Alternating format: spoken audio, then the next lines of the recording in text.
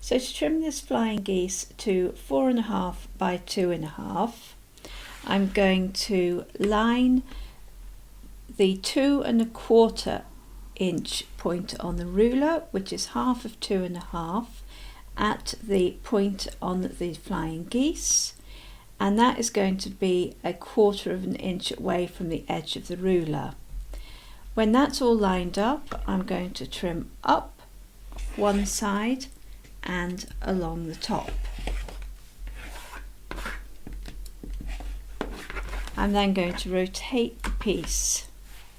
Now I'm going to line the left edge at 4.5 and the bottom edge at 2.5. And now I'm going to trim up the side and along the top. And so that is how you trim your flying geese with a standard ruler.